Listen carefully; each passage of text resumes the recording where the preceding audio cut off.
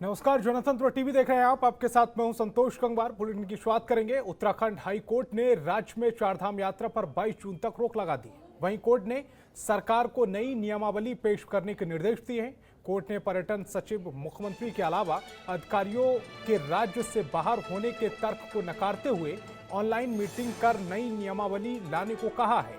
मुख्य न्यायाधीश रविंद्र सिंह चौहान और जस्टिस आलोक वर्मा की खंडपीठ ने ऑनलाइन सुनवाई के बाद पर्यटन सचिव दिलीप जावलकर को शपथ पत्र दाखिल करने को कहा। कोर्ट ने चारधाम की तैयारियों के साथ ही उसकी तरफ से किए गए निरीक्षण के दौरान पाई गई खामियों, चारधाम यात्रा के लिए तैनात पुलिस जवानों की संख्या पर जानकारी देने को कहा। कोर्ट ने पूछा है कि चारधाम यात्रा को सैनिटाइज किया जाएगा या नहीं। सुनवाई के दौरान याचिकाकर्ताओं के अधिवक्ता द्वारा बताया गया है कि 2022 में चारधाम यात्रा में 3,10,568 श्रद्धालु दर्शन कर गए थे, लेकिन इस साल कोविड की दूसरी लहर काफी भयावह है। ऐसे में सरकार को बेहतर स्वास्थ्य सुविधाओं का ध्यान में रखते हुए इसकी जरूरत है। अब 23 जून को मामले की अगली सुनवाई होगी।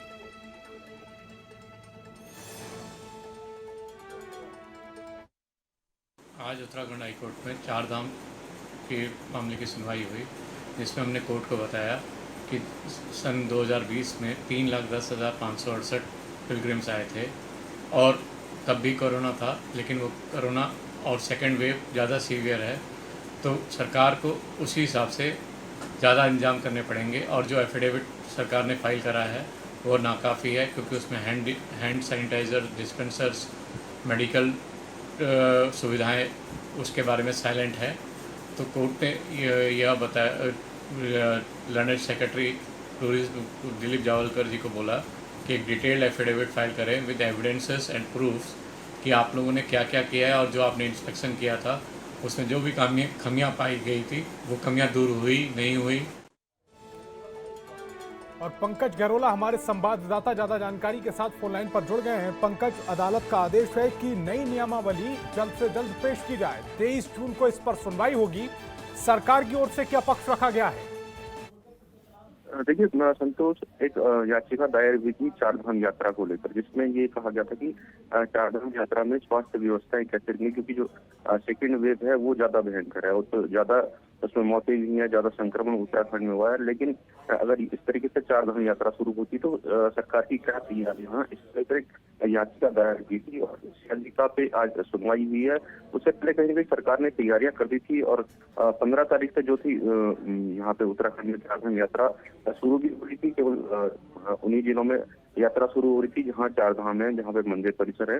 लेकिन कहीं ना कहीं आज सुनवाई है उस पर हाईकोर्ट ने साफ निर्देश दे दिए हैं कि सरकार को एक स्पष्ट गाइडलाइन उनको सौंपनी होगी। हाईकोर्ट को सौंपनी होगी 22 तारीख तक उनको गाइडलाइन सौंपनी होगी। साथ ही उन्होंने फटकार भी लगाई है कहीं ना कहीं सरकार को कि आखिर जो नियमावली है वो क्यों नहीं बन पाई, क्योंकि जिस तरीके से उन्होंने कहा भी है और ये पक्ष रखा गया था कि जो अधिकारी हैं और जो मुख्यमंत्री हैं वो प्रदेश से बाहर गए होते, इसलिए ये गाइडलाइन नहीं बन पाई। तो इसको लेकर फटकार भी लगाई कि ऑनलाइन ये नियमावली बन सकती थी, लेकिन 22 तारीख तक अब नियमावली देने के लिए कहा गया है। और इसी शपथ पत्र जो पर्यटन मंत्री है वो उसमें देंगे और साथ ही जो बीच में जो हाईकोर्ट ने निर्देश दिए थे निरीक्षण के जो पर्यटन सचिव हैं या फिर गढ़वाल कमिश्नर है उनको, तो उसके बाद उसमें क्या खामियां पाई गई हैं, खामियां किस तरीके से दूर की गई है, और उन सबको लेकर उनको शपथ पत्र देना होगा। साथ ही हाईकोर्ट ने ये भी पूछा है कि किस तरीके से यहाँ पे जो संक्रमण रोकने के लिए सरकार के द्वारा प्रयास किए जा रहे हैं ये भी बताना होगा। क्या चारधाम को सैनिटाइज किया जाएगा ये भी बताना होगा। और जो पुलिस बल है इसकी भी तैनाती को लेकर यहाँ पे हाईकोर्ट ने पूछा है। तो कहीं ना कहीं अब ये देखना होगा कि 23 तारीख सरकार क्या पक्ष रखती है। 22 को तक समय दिया गया है, 23 को फिर इसमें सुनवाई है।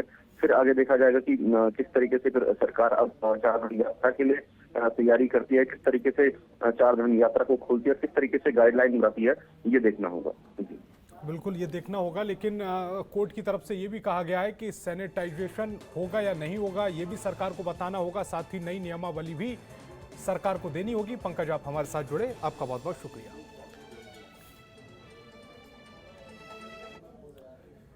और उत्तराखंड के आपदा प्रबंधन एवं पुनर्वास मंत्री डॉक्टर धन सिंह रावत ने जिला कार्यालय सभागार में मानसून की तैयारियों की समीक्षा की। जहां समीक्षा बैठक में धन सिंह रावत ने डिपार्टमेंट अधिकारियों को निर्देश दिए और कहा कि जिले में कहीं भी आपदा आए तत्काल राहत और बचाव काम के लिए रिस्पांस का खाका तैयार रखें। उन्होंने निर्देश देते हुए कहा है कि आपदा से क्षतिग्रस्त पेयजल लाइन, बिजली, मोटर मार्ग को जल्द से जल्द ठीक किया जाना चाहिए।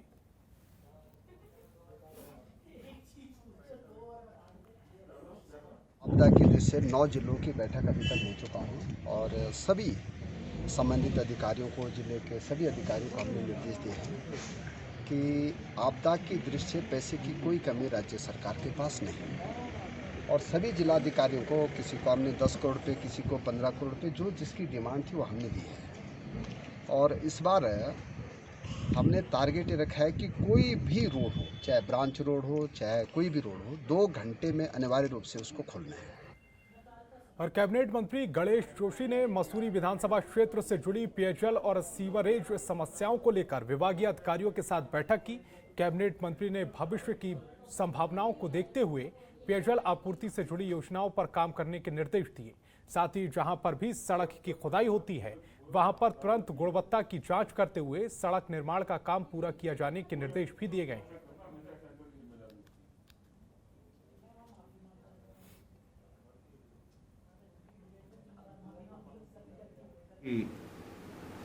पेयजल की समस्याओं को लेकर जल संस्थान व जल निगम के अधिकारी को मैंने यहाँ पर बुलाया था और विस्तार से सब बिंदुओं पर चर्चा हुई। क्योंकि गर्मियाँ आ गई हैं, पानी की प्रॉब्लम शुरू हो गई है। उन्होंने हमें बताया कि राजेंद्र नगर में 25 तारीख के बाद ट्यूबवेल का काम शुरू हो जाएगा। अभी एक ट्यूबवेल हमने वहाँ पर लगाया है, उसमें अपेक्षा के अनुरूप पानी नहीं मिला। लगभग 600 लीटर पर 600 LPM पानी वहाँ पर मिला है। और पूर्व मुख्यमंत्री हरीश रावत ने बीजेपी सरकार पर एक बार फिर निशाना साधा है। जी हां, पूर्व मुख्यमंत्री हरीश रावत ने बीजेपी सरकार पर निशाना साधा है। उनका कहना है कि बीजेपी की सरकार ने कांग्रेस के दर्जनों फैसलों को लागू नहीं किया है, कुछ को आधे में रोक दिया है, जबकि कांग्रेस सरकार के कार्यकाल में कैबिनेट ने इन्हें पास किया था। हरीश रावत ने आगे कहा कि मंगल गीत गाने वाली महिलाओं के लिए पेंशन योजना इसी का उदाहरण है, जो कांग्रेस के समय में कैबिनेट में से पास किया गया था, लेकिन चुनाव के बाद सरकार ने इस योजना को खत्म कर दिया।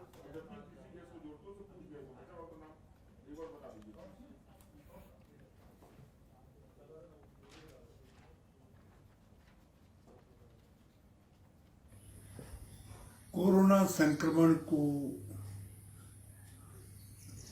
नियंत्रित करने में राज्य सरकार के प्रयासों की विफलता पर या अपर्याप्तता पर जो कुछ माननीय हाईकोर्ट ने कहा है, वो राज्य सरकार के लिए एक बड़ी चेतावनी है। माननीय मुख्यमंत्री को, माननीय मंत्रीगणों को उस चेतावनी को अत्यधिक गंभीरता से लेना चाहिए।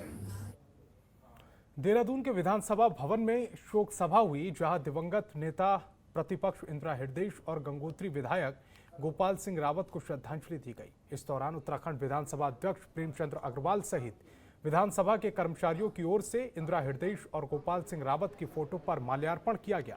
इस शोक सभा में विधानसभा के 4 कार्मिकों के निधन पर भी शोक व्यक्त किया गया। इस मौके पर विधानसभा अध्यक्ष ने सीनियर कांग्रेस नेता इंदिरा हृदयेश और गंगोत्री विधायक गोपाल सिंह रावत के साथ अनुभव भी साझा किया।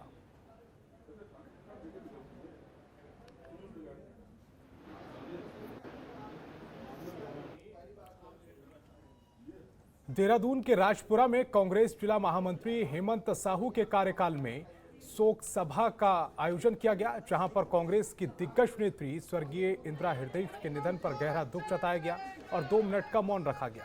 साथ ही उनके फोटो पर पुष्प अर्पित कर श्रद्धांजलि दी गई। इस मौके पर कांग्रेस जिला महामंत्री हेमंत साहू ने कहा है कि इंदिरा का जीवन हमेशा गरीबों की सेवा में समर्पित रहा है।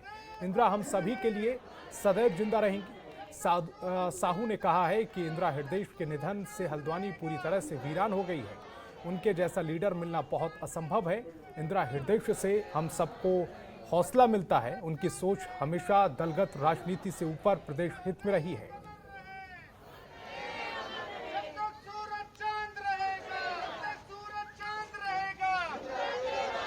इंदिरा जी का निधन हल्द्वानी समेत पूरे उत्तराखंड के लिए बहुत बड़ी क्षति है। इंदिरा जी का बलिदान, उनके कार्य, उनके संघर्ष को कभी भुलाया नहीं जा सकता। उनकी कमी हमेशा समस्त हल्द्वानी वासियों को खलेगी।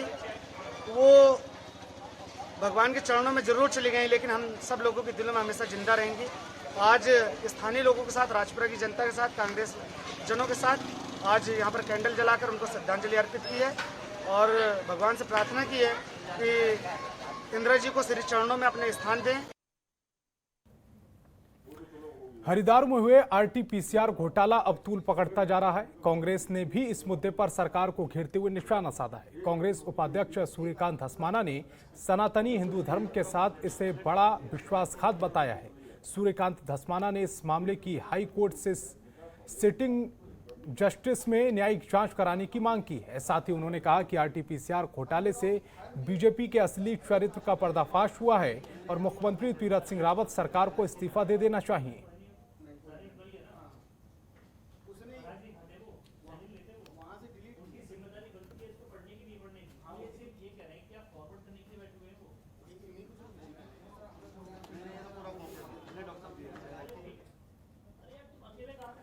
आम आदमी पार्टी के विधायक प्रवीण कुमार ने हरिद्वार पार्टी कार्यालय रानीपुर मोड़ में प्रेस कॉन्फ्रेंस की, जहां इस दौरान उन्होंने कहा कि बीजेपी सरकार ने राम मंदिर के नाम पर बड़ा घोटाला किया है।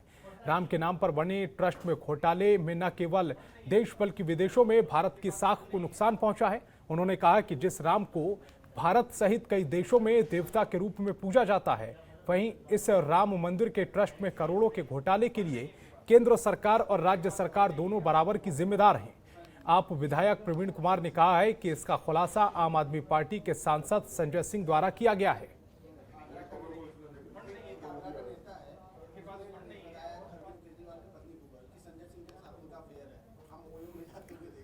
लक्सर क्षेत्र में कोरोना के टीकाकरण भले ही हो रहा हो, लेकिन कोरोना टेस्टिंग एक बार फिर से पिछड़ने लगी है। खासतौर पर लक्सर के यूपी से सटे बलावली और बड़ीवाला बॉर्डर पर कई दिनों से कोरोना टेस्टिंग का काम ठप पड़ा है। ऐसे में एक बार फिर से कोरोना का खतरा बढ़ने से इनकार नहीं किया जा सकता। इसकी सबसे बड़ी वजह है कि दोनों बॉर्डर पर स्वास्थ्य विभाग की टीम नजर नहीं आ रही है। यूपी सहित कई प्रदेशों से आने वालों का सिलसिला लगातार जारी है।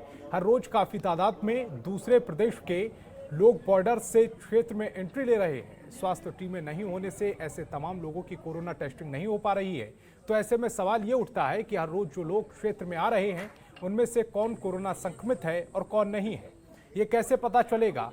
इस तरह से तो प्रदेश में कोरोना संक्रमण फिर से अपना कहर बरपा सकता है।